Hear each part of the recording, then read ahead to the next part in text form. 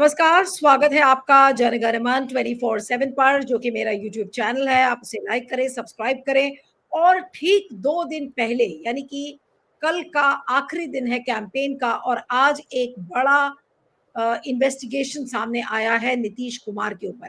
नीतीश कुमार को सुशासन बाबू कहा जाता है, बड़ी क्लीन इमेज वाले वो नज़र आते थे, लेकिन वायर का एक इन्वेस्टिगेशन शो करता है कि जो उनकी साफ-सुथरी इमेज है, उस पर धब्बा लगा है। वायर की एक इन्वेस्टिगेशन बताती है कि जो उनके बेटे हैं निशांत कुमार, अब मैं एक वायर की वो स्टोरी है मैं चाहूँगी कि आपको दिखाएँ वो स्क्रीनशॉट्स आप दिखाते चलें और साथ-साथ में वो स्टोरी भी आप प्ले करिएगा। ये देखिए सुशासन बाबू के बेटे को ललन सिंह ने भेंट किया, पटना में आलीशान घर, तुरंत बाद मिला केंद्र में मंत्री पद यानी कि बड़ा उनको घर दिया गया और बाद उनको केंद्र में मंत्री पद मिला है।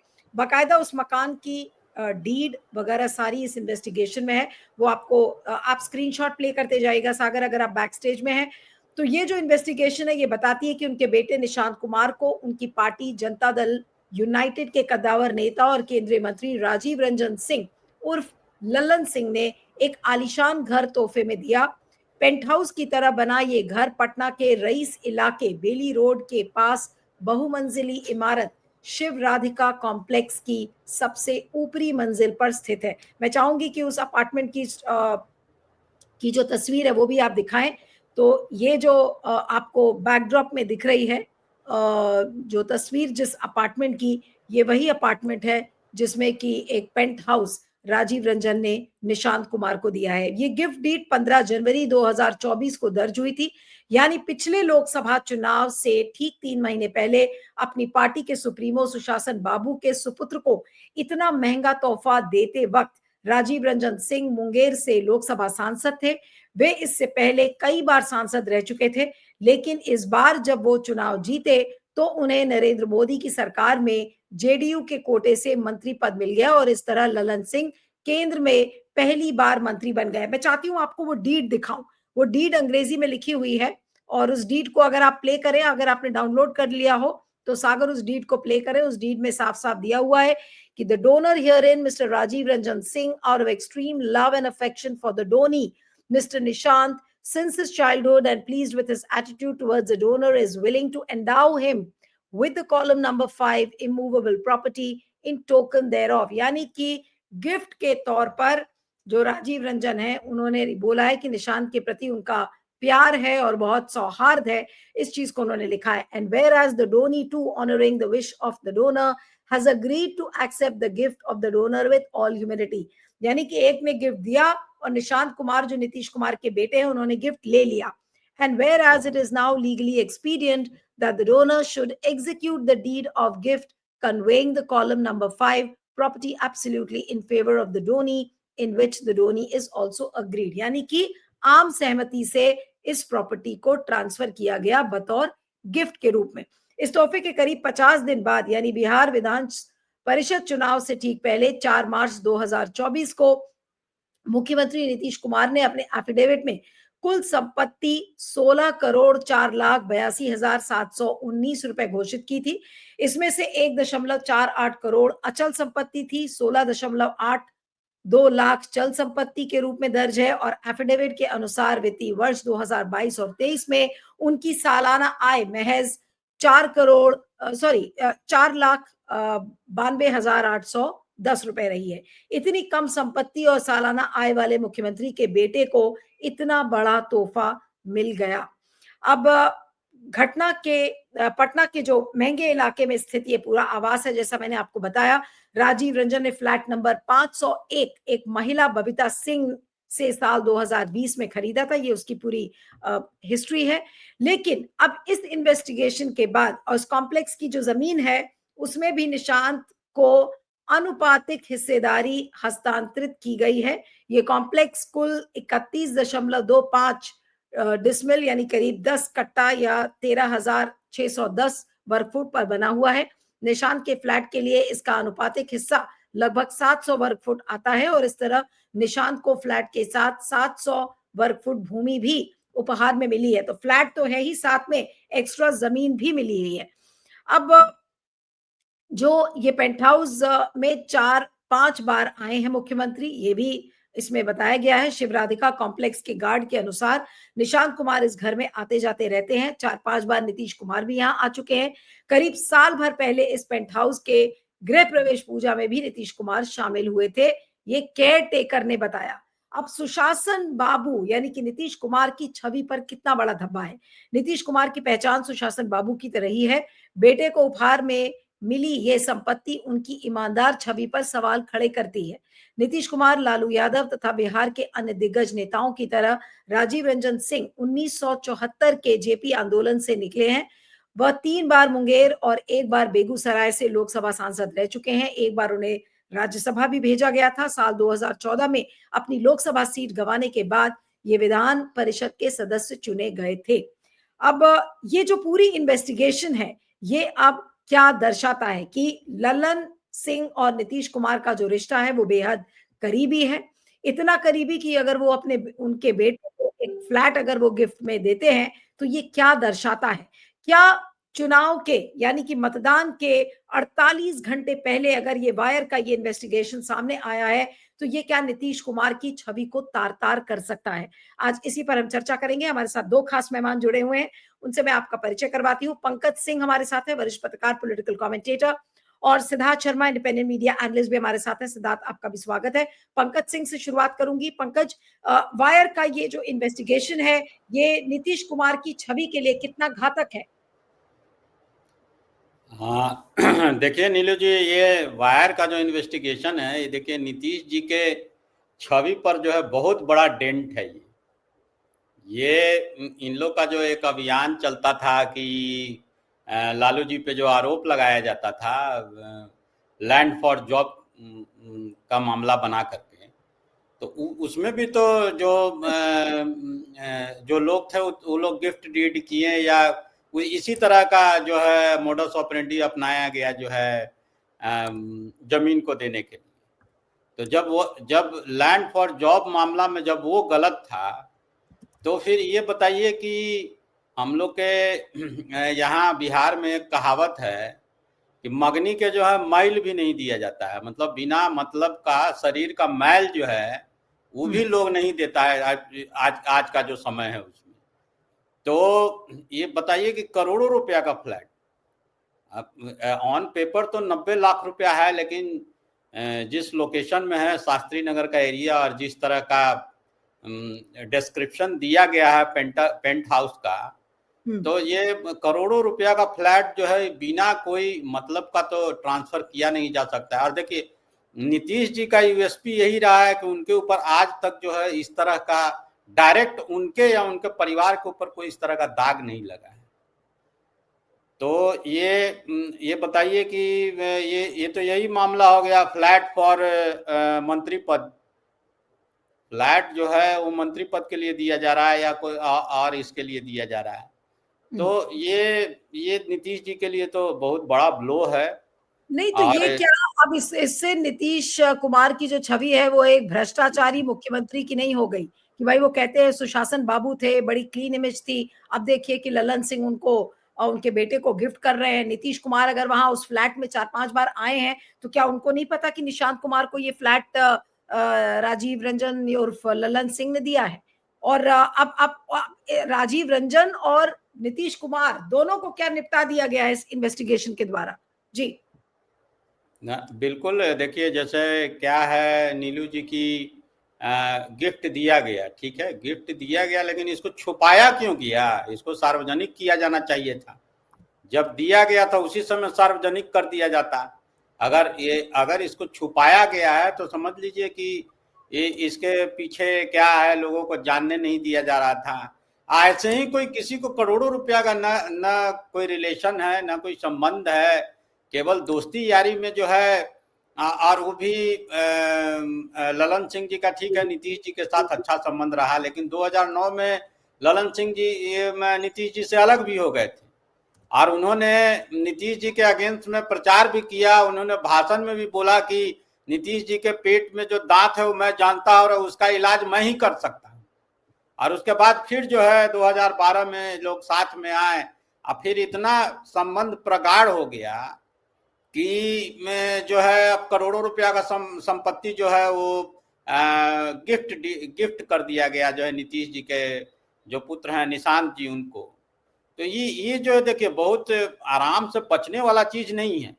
ये जो ये लोग जो हमलावर थे लैंड फॉर जॉब का मामला को लेकर के, हम्म। तो ये चीज जो है ये लेकिन एक इनके ये भी ऊपर तो भी है यही ना लागू होता है। पंकज, लेकिन जितनी सहानुभूति और एक सिंपैथी की बात हो रही थी कि नीतीश कुमार को साइडलाइन कर दिया बीजेपी ने, उनके साथ एक सिंपैथी फैक्टर चल रहा था। अब वो सिंपैथी और सहानुभूति भी लोगों के मन से निकल जाएगी कि वो कहेंगे ये तो नेता चोर है, भ्रष्टाचार करता है। ये तो भ्रष्टाचार का ही मामला हुआ एक तरीके से। नहीं देखिए ये तो भ्रष्टाचार का मामला हुआ कि नहीं हुआ, लेकिन एक चीज देखिए बिहार के राजनीति में ये भ्रष्टाचार और ये बाहुबली और दिस और दैट जो है ना, ये बहुत ज्यादा जो जो बेस वोट होता है वो हिट नहीं, बेस वोट को हिट नहीं करता है। लेकिन ओवरऑल जो नीतीश जी का जो एक इमेज है वो उस इमेज के कायल जो है वो विरोधी हो या उनको वोट देने वाला नहीं भी है, वो भी जो है नीतीश जी को लेकर के बात करता है कि यार कुछ भी हो लेकिन नीतीश जी ईमानदार है। लेकिन यह जो मामला सामने आया है इससे तो ये कहीं ना कहीं अंदर खाने में बात गई है कि ये एक अवैध लेन देन का मामला जो है एक तरह से बनते हुए दिख रहा है। भले जो है वैध है सब चीज, डॉक्यूमेंट के अकॉर्डिंग सब चीज वैध है, लेकिन ये सोचने वाली बात है कि चलिए परिवार का कोई सदस्य जो है अगर कोई गिफ्ट डीड करता है तो समझ में आता है कि हाँ भाई उस तरह का रिलेशन था, ये उसके वजह से ये किया गया। लेकिन ये चुनाव के ठीक समय में, और इससे देखिए ये बीजेपी के भी लोग जो है अंदर अंदर अब गुदगुदा रहे होंगे, उनको भी लग रहा होगा कि चलो ये एक अच्छा मामला जो है नीतीश जी पे दबाव बनाने का मिल गया है, और इसको जो है वो लोग उस तरह से उनके ऊपर दबाव बिल्ड करने का जो था कि भाई नीतीश जी को मुख्यमंत्री का उम्मीदवार नहीं घोषित किया जा रहा है, तो ये अब सारा मामला जो है ये चला गया दूसरे तरफ। अब देखिए इसमें राजीव रंजन जी का और नीतीश जी के तरफ से जो है क्या बयान आता है इसमें, उसके बाद ही पता चलेगा कि क्या है नहीं है। लेकिन अभी तो प्रथम दृष्टया जो है मामला संदिग्ध नजर आ रहा है, और इससे जो है नीतीश जी के इमेज पे एक बहुत बड़ा डेंट लगा है, और इसकी बातें जो है अब लोगों में तो इसकी चर्चा होगी। हाँ ठीक है, अब मैं सिद्धार्थ के पास आती हूँ। सिद्धार्थ, आप इस इन्वेस्टिगेशन को कैसे देखते हैं और कितना बड़ा धक्का है ये 48 घंटे पहले वोटिंग के पहले फेज में, यानी कि जो पहला फेज है चुनाव का 6 तारीख को है आज, क्योंकि कल कैंपेन का आखिरी दिन है।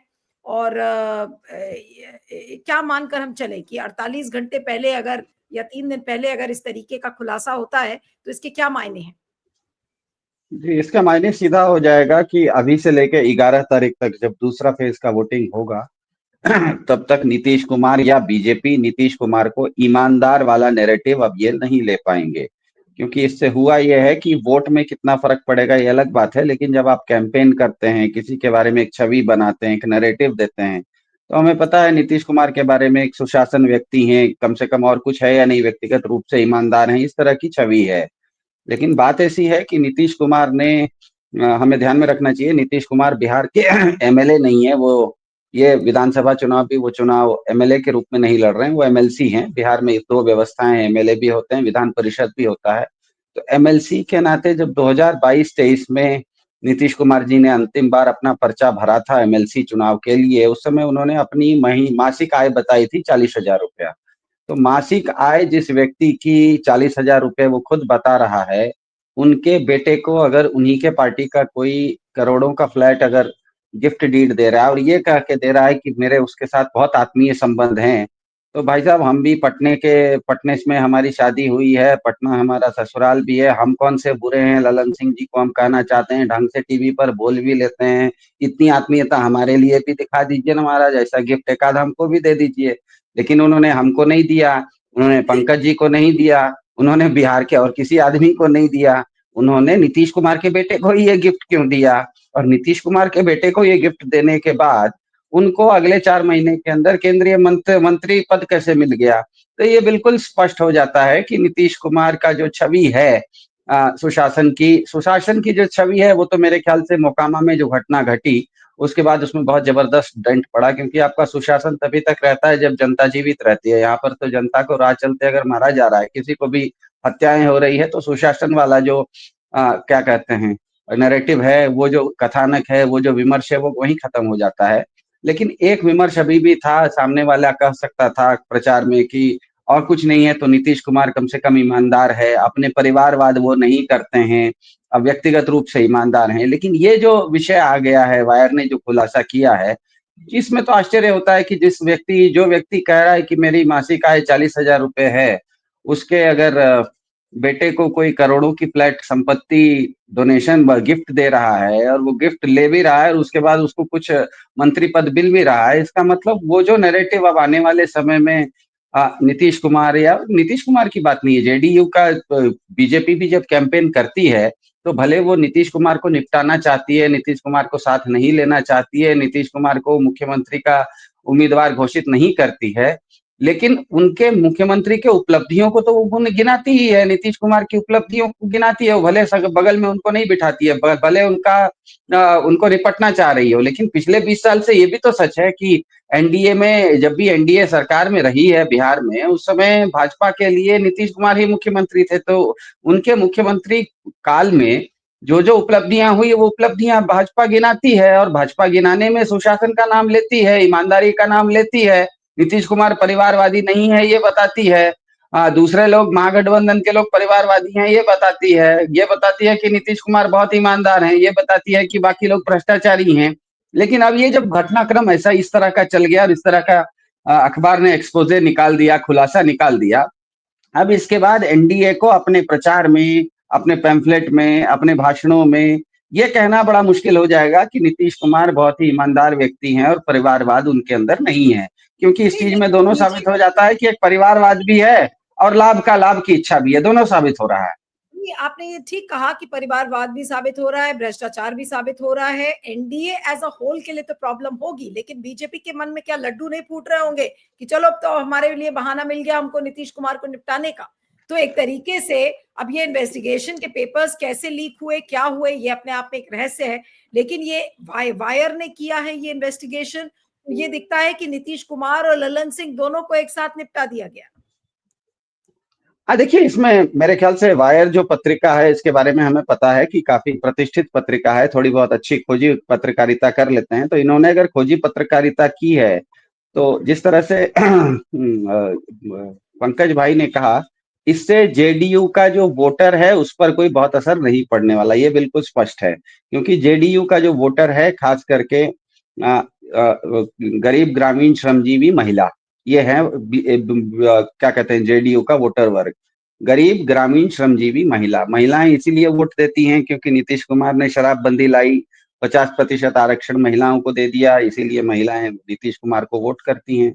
गरीब ग्रामीण श्रमजीवी, जिसे बिहार में अति पिछड़ा वर्ग कहा जाता है, उसको उन्होंने 2020 में 20% सरकारी नौकरियों में आरक्षण दिया, वो उनको वोट करता है।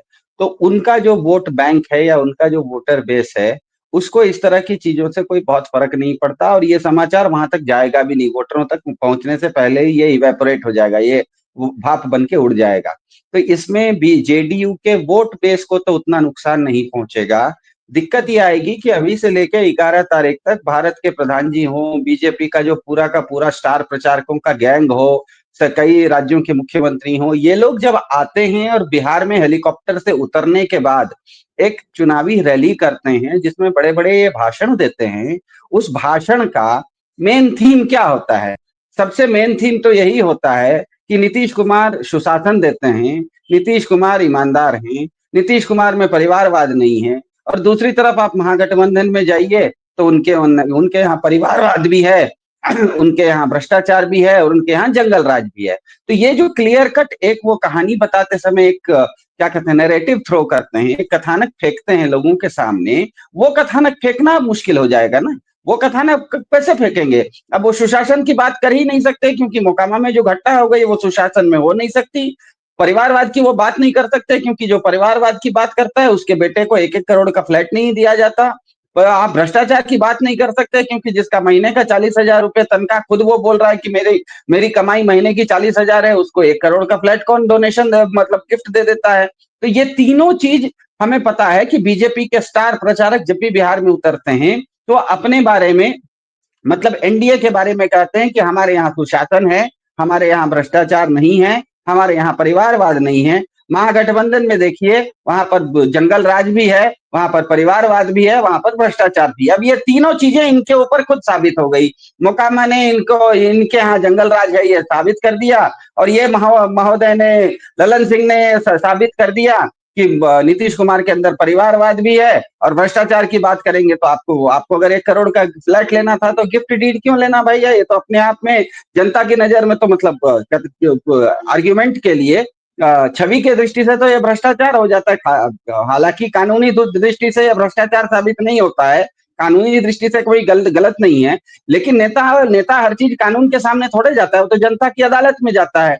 ये अपने आप में बताता है कि ये वायर की स्टोरी निकल के इतनी देर हो गई है, अभी तक नीतीश कुमार की ओर से, ललन सिंह की ओर से या उनके बेटे की ओर से इसका कोई स्पष्टीकरण नहीं आया है। यही बता रहा है कि पूरे एनडीए में इसको लेके वो लोग सकते में हैं कि इसका जवाब कैसे दिया जाए, क्योंकि इसका जवाब देंगे भी तो फंसते हैं, नहीं देंगे तो भी फंसते हैं। नहीं देंगे तो ये बढ़ता चला जाएगा, जवाब देंगे तो ये तो नहीं बोल सकते कि ये झूठ है, सच्ची बात है, ये तो गिफ्ट डीड है। तो इसीलिए मेरे ख्याल से थोड़ा इसी अटपटी स्थिति में फंसे हुए हैं।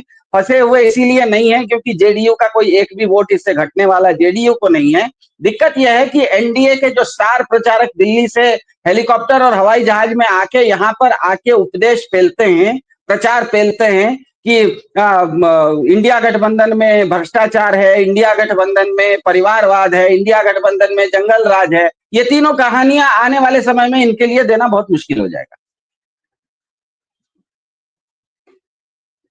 अब मैं पंकज के पास आ रही हूँ कि पंकज, अब इस खबर का, ये तो खबर अभी थोड़ी देर पहले ही ब्रेक हुई है और हम तुरंत हमने इसकी रिकॉर्डिंग कर ली है। इसका वाइडर इफेक्ट आप क्या देखते हैं? इसका असर क्या होगा इस इन्वेस्टिगेशन का? पटना तक सीमित रहेगा या बिहार में इसके बारे में बात की जाएगी? अब ऑब्वियस सी बात है कि तेजस्वी यादव और महागठबंधन के लोग इसको उठाएंगे या नहीं उठाएंगे? नहीं, तो इसको बिल्कुल उठाएंगे। महागठबंधन के लोग तो बिल्कुल इसको लेकर के हमलावर होंगे।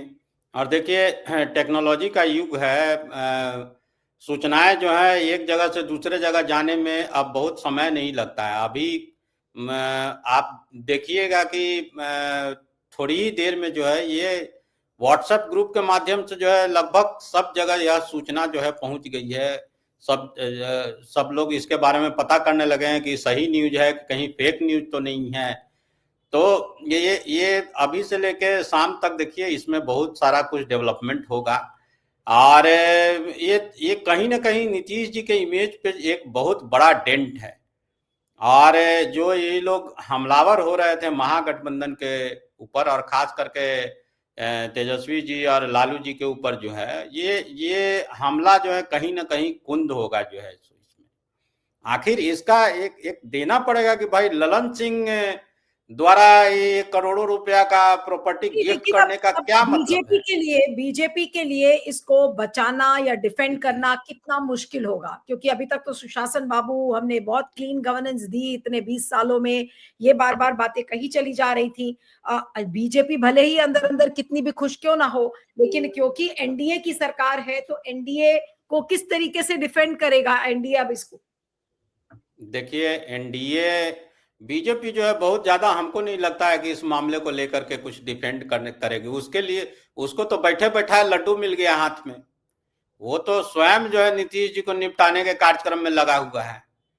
अब क्या है कि जो एक प्रेशर बन रहा था उसके ऊपर नीतीश जी को मुख्यमंत्री का चेहरा घोषित करने का, तो अब ये बीजेपी जो है वो एक प्रेशर बिल्ड करेगी कि हाँ भाई देखिए इस तरह का मामला है, ये इसका जो है आप मीडिया में आइए। जैसे कि नीतीश जी कहते थे, जो तेजस्वी जी के ऊपर जिस तरह का आरोप लगा था उस समय, और नीतीश जी ने कहा कि जाइए और मीडिया में जो है ये बताइए इसमें क्या है। तो अब तो नीतीश जी और एक चीज और भी है कि जब से नीतीश कुमार मुख्यमंत्री बने हैं, नीतीश कुमार के खिलाफ तो ना हमने कोई सीबीआई देखी, ना ईडी देखी, ना आईटी देखा। हाँ ठीक है, उनके कुछ अपने जो उनके करीबी जो लोग थे उनके ऊपर जरूर शिकंजा कसने की पिछले साल कोशिश की गई थी जब चुनाव हुए थे उसके थोड़ा पहले, लेकिन डायरेक्ट किसी इन्फोर्समेंट एजेंसी ने इन पर हमला नहीं किया। क्या अब एक ये कारण बन सकता है कि अब इन्फोर्समेंट एजेंसी के जरिए नीतीश कुमार पर शिकंजा अमित शाह कस सकते हैं? देखिए नीलू जी, नीतीश जी पे किसी भी तरह का कोई एजेंसी जो है हमला नहीं किया। देखिए जब जब नीतीश, जैसे सृजन घोटाला ही लीजिए, सृजन घोटाले के मामले में जैसे ही जांच की आंच जो है वो सीएम हाउस तक पहुंचने लगी, पता चला कि सरकार जो है बदल गया। तो ये केंद्र में जो बीजेपी की सरकार है वो एजेंसियों का उपयोग जो है दबाव बनाने के लिए भी करती है, और उस तरह का फाइलिंग वो लोग करके रखता है कि हाँ भाई सही समय पे जो है इसका उपयोग। तो देखिए ये बैठे बैठाए एक बड़ा मामला मिल गया है, और यही अगर नीतीश जी एनडीए के फोल्ड में नहीं होते तो पता चलता कि ईडी और सीबीआई जो है शाम होते होते तक जो है वहां पे पहुंच गया होता। तो ये एक तरह से एक बीजेपी के साथ रहने में एक इम्यूनिटी ये है कि भाई ईडी सीबीआई इनकम टैक्स से आप बचे रहते हैं। लेकिन ये जो सारा मामला आया, देखिए ये ऐसा समय में आया है कि जब 2 दिन बाद जो है प्रथम फेज का वोटिंग होना है, तो इसका एक बड़ा इम्पैक्ट तो पड़ेगा ही। जो जेडीयू के जो कार्यकर्ता हैं उनको इसको डिफेंड करने में मुश्किलें आएंगी जो है लोगों के बीच में, और इसका जवाब देना मुश्किल हो जाएगा। और महागठबंधन जो है कांग्रेस और आरजेडी जो है और ज्यादा हमलावर होगी इन मामलों को लेकर, और वो मांग करेगी कि इसकी जांच जो है सीबीआई से करवाया जाए या ईडी से करवाई जाए। तो ये नीतीश जी के लिए थोड़ा सा संकट का समय आ गया है, और इससे निकलना बहुत आसान नहीं होगा, क्योंकि सारा चीज डॉक्यूमेंटेड है। और नीतीश जी ने अपने एफिडेविट में भी जो है इस चीज को, इस संपत्ति का जिक्र जब किया है, और उनका सारा आय का भी डिटेल है, तो ये तो बड़ा मुश्किल है उनके लिए इससे निकलना कि भाई क्यों दिया गया। हाँ, अगर बहुत ये अशोक चौधरी की तरह अगर बेशर्मी पे लोग उतर जाए, जैसा कि उन्होंने कहा कि जब उनपे जो है प्रशांत किशोर जी के द्वारा जो सारा चीज लगाया गया, आरोप लगाया गया उनकी पत्नी के ऊपर, तो अशोक चौधरी जी पल्ला झाड़ के निकल गए कि मेरी पत्नी ने किया होगा, पता करेंगे, पूछेंगे। तो यहाँ पे भी हो सकता है कि भाई तो मेरे बेटा और ललन सिंह जी के बीच का मामला है, देखते हैं क्या मामला है, नहीं है, देखेंगे क्या होगा नहीं होगा। तो ये हो सकता है, लेकिन इससे निकलना बहुत मुश्किल होगा, क्योंकि वो एफिडेविट में उन्होंने अपना जो विधान परिषद का जो एफिडेविट दिया उसमें ये सारा कुछ दिया हुआ है, तो इससे निकलना मुश्किल हो जाएगा। और एक बड़ी राशि है, ये कहना कि भाई बहुत उनसे नजदीकी था, बहुत, देखे नजदीकी, अगर निशांत जी का नजदीकी का जहां तक बात है, तो मैं जानता हूं कि उनका नजदीकी आरसीपी सिंह से ज्यादा था। ललन सिंह से उनकी बहुत नजदीकी रही नहीं है। अब भले जो है इधर के दिनों में जो है हो गया हो, तो बना ली होगी, उन्होंने नजदीकी बना ली होगी, क्योंकि उनको केंद्र में एक बढ़िया मंत्री पद चाहिए था, तो उन्होंने बेटे को गिफ्ट किया, गिफ्ट करने के बदले में उनको एक कैबिनेट बर्थ मिल गया। अब मैं खाली दर्शकों के पर्सपेक्टिव के लिए बता दूं कि जो वायर की द वायर हिंदी की जो टीम थी, उसने गिफ्ट डीड में दर्ज निशांत कुमार के वर्तमान जो पता है उनका 1 अड़े मार्ग पटना यानी मुख्यमंत्री आवास पर पहुंची, लेकिन उनसे कोई संपर्क नहीं हो सका। और वायर की टीम ने मुख्यमंत्री नीतीश कुमार के नाम एक प्रश्नावली भी छोड़ी है जिसमें गिफ्ट डीड से जुड़े सवाल दर्ज हैं, और निशांत कुमार के मोबाइल फोन पर इन लोगों ने कॉल भी किया वायर की टीम ने, लेकिन अभी किसी ने कोई जवाब नहीं दिया है। द वायर ने ललन सिंह को नीतीश कुमार के निजी सचिव दीपक कुमार से संपर्क किया, उन्हें कई फोन में मैसेज किए, लेकिन रिपोर्ट के प्रकाशन तक किसी ने कोई जवाब नहीं दिया है। और वायर ने ये लिखा है कि अगर जवाब मिलता है तो फिर उसे रिपोर्ट में जोड़ा जाएगा। अंत में क्या कहेंगे सिद्धार्थ, आखिरी आपका कमेंट और फिर मैं क्लोज करूंगी प्रोग्राम। जी जी, देखिए, जब भी बीजेपी का ये मानना है, ज्यादातर सरकारें या ज्यादातर पार्टियां ये चाहती हैं कि वोटर को हम खुश कर दें, अपनी मेरे तरफ वो वोटर खुश हो जाएगा तो हमको वोट दे देगा। बीजेपी थोड़ा चुनाव अलग ढंग से लड़ती है। वो चुनाव आते आते ना वोटर को नाराज करती है, नाराज अपने बारे में नहीं करती है, किसी दूसरे के बारे में, ताकि नेगेटिव वोट उसको पड़े, उसके पक्ष में वोट ना पड़े, दूसरे से लोग इतना परेशान, गुस्सा आ जाए दूसरों के ऊपर कि उसको वोट पड़ जाए। तो बीजेपी हमेशा चुनाव आते आते लोगों को नाराज करने की कोशिश करती है, लोगों को खुश करने के बदले लोगों के अंदर गुस्सा पैदा करने की कोशिश करती है। तरीके अलग अलग होते हैं। इस चुनाव में भी हमने देखा कि जब भी बीजेपी के स्टार प्रचारक दिल्ली से उतरते थे और बिहार में प्रचार करते थे, तो वो 3 त्रिशूल पर उनका जो प्रचार होता था, त्रिशूल के ऊपर उनका प्रचार होता था। एक वो बोलते थे कि महागठबंधन में परिवारवाद है, दूसरा बोलते थे महागठबंधन में भ्रष्टाचार है, और तीसरा बोलते थे कि महागठबंधन में जंगल राज है। ये 3 चीज है महागठबंधन में, इसीलिए तुम हमको वोट दो। यही बात बीजेपी का स्टैंडर्ड ऑपरेटिंग प्रोसीजर था, यही उनका एमओ था, मोडस ऑपरेंडी था। अब दिक्कत ये हो गया है कि ये तीनों त्रिशूल में, ये इस टायर में एक त्रिशूल नाम का पंक्चर लग गया है। क्योंकि जब ये कहेंगे कि महागठबंधन में जंगल राज है, तो इनके राज्य में मोकामा जैसी घटना हो रही है, तो जंगल राज इनके यहाँ प्रमाणित हो जाता है। ये जब कहेंगे कि महागठबंधन में भ्रष्टाचार है, तो ये कैसा शिष्टाचार है कि जिस व्यक्ति का 40,000 से कम मासिक आय है, उसके बेटे को 1-1 करोड़ का फ्लैट कोई खुशी खुशी दे देता है, ऐसा कोई दूसरे बिहारी को क्यों नहीं दिया भैया?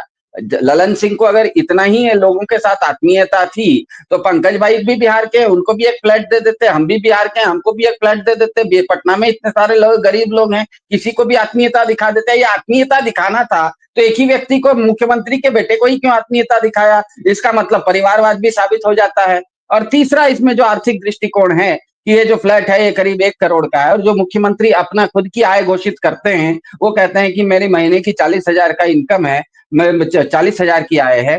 तो ये जो बीजेपी का स्टार कैंपेनर की फौज आके भ्रष्टाचार, जंगल राज और परिवारवाद, ये तीनों का एक त्रिशूल भोंकती रहती थी महागठबंधन पे। अब ये तीनों, ये जो त्रिशूल है ये भोथर हो गया है, ये त्रिशूल के तीनों डंडे टूट गए हैं।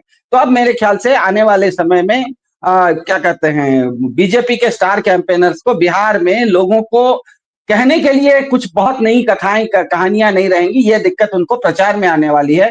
बाकी वोट में मुझे नहीं लगता है कि जेडीयू के वोटर को इन सब चीजों से कोई बहुत अंतर पड़ेगा। लेकिन नीतीश कुमार के लिए अटपटी स्थिति जरूर है, उनको जवाब देना। जिस तरह से वायर कह रहा है कि हम आपसे संपर्क कर रहे हैं, आप हमको जवाब नहीं दे रहे हैं, तो उनको जवाब देना एक मजबूरी बन जाएगा, क्योंकि वो जितना जवाब नहीं देंगे, विपक्ष उतना हमलावर ज्यादा होते चले जाएगा।